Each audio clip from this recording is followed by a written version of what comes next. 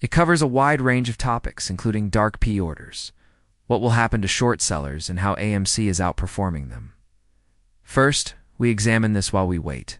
AMC will make a huge profit and have the best box office performance ever next year. You may recall that after receiving a $500 million loan, Citadel required $1 billion Australian dollars loan. They sold a portion of their company for the first time in its history. We did just that. In conclusion, it is clear that Citadel must sell bonds in order to raise funds for investor payments.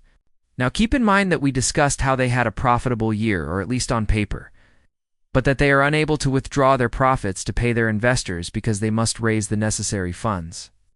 This is clearly what we have discussed. Regarding how short sellers are not who they portray themselves to be, even though they claim to be profitable and to be making billions of dollars, in reality, however, they are trapped in positions from which they are unable to withdraw their money.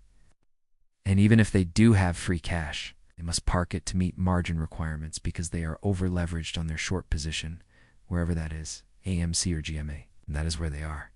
When we talk about trapping the shorts, that's exactly what AMC is doing, and one of the biggest. Part about this, in terms of how we are able to achieve this, is because of the fact that AMC is still alive because of the way it's, of course, operating. One of the things that we always said, AMC needs to stay alive for the short sellers to be trapped, because if AMC is bankrupt and no longer listed, then the shorts don't have to pay back the SHS. They don't have to cover the shares, however. Can continue to exist and draw in more customers with its core values. We will only force the shorts to produce more synthetics without being able to pay for them.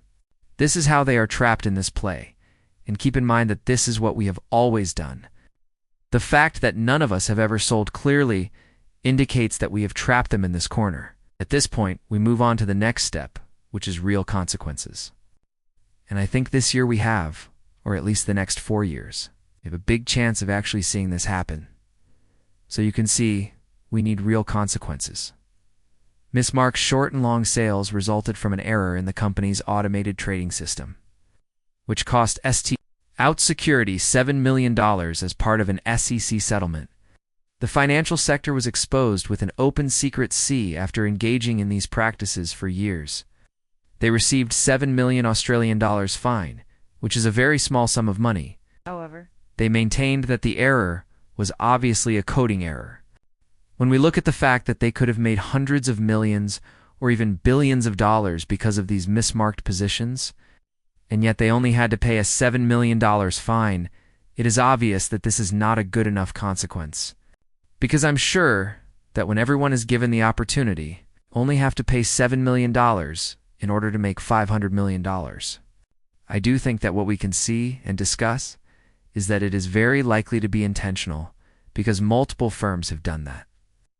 I'm confident that anyone will be willing to pay that, and this is what we discussed regarding the consequences not being severe enough now that Trump is clearly in office and that we are witnessing various individuals taking office right now. The new SEC that we may be looking at is actually a harsher consequence for those of you who are aware that DJT was another stock that clearly suffered from short selling. So it is highly likely that we will see some regulations and rules that are specifically targeted at the short seller. That is something that must be done. Sellers. We must first examine this picture if we hope to see more equality and openness in the market. Derivatives require regulation, as you can see by examining some of the other items. Derivatives are used to rank banks, and as you can see, there are some absurd figures. For instance, Goldman Sachs is worth $49 trillion, Citibank is worth $45 trillion, JP Morgan Chase Bank is worth $57 trillion, and so on. As we can see, the highs are obviously in the trillions, while even the lows are still in the billions. The shorts are highly over-leveraged as a result of these derivatives, which is why they feel compelled to continuously manipulate the stock through FTDs, swaps, or mismarking shorts into longs. This is precisely what we have covered and discussed previously.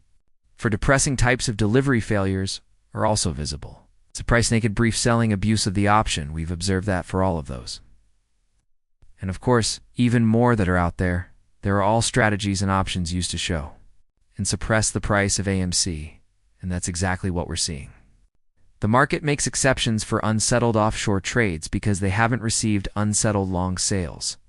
Though, as we previously stated, we must see hardy or consequence sentences in order for these to entirely vanish. It also shows that they are still indispelled because they clearly understand why they must do this. Let's examine this, which is a key clue to comprehending why AMC and GME are in the same situations and how they're still stuck in this. So firstly, you can see due PS were never meant to be used for retails buying a few shares, and yet hedge funds increasingly trade offline in their non-reporting, non-transparent due pools, removing all buying or selling pressure to help their short or long positions. Now you can see. This is an article we covered for the first time. The majority of trading in U.S. stock is consistently occurring outside the country's exchanges, aka dark pool.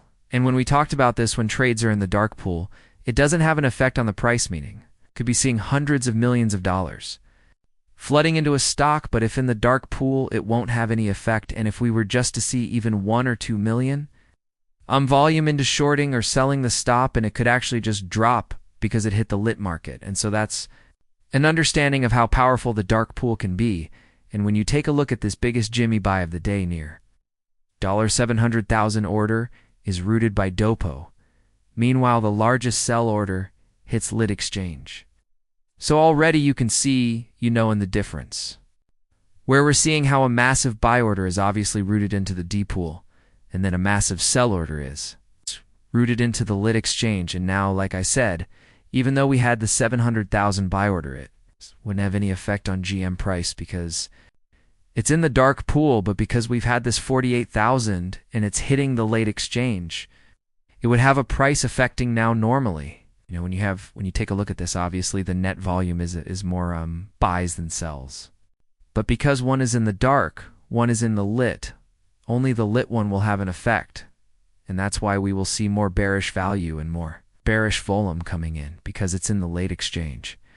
And so this is what we've talked about with the fact we need to stop, and we need to find out why those hedge funds are using dark PS, which indicates that they are clearly stuck in this whole situation.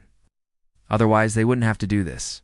For instance, I called in my lent-out GME shares in May 2020, around the same time as GME, and it took my brokers weeks to find my share. The storm in settlement at the moment is beyond my comprehension. This is clearly discussing the difficulty, as they may need to extend delivery timelines. This was for AMC, GME, and a few other stocks at the time, and we understood why. A significant problem, though, is that a Fidelity user is now alleging that GME has received a hard to borrow warning that they were frantically trying to find.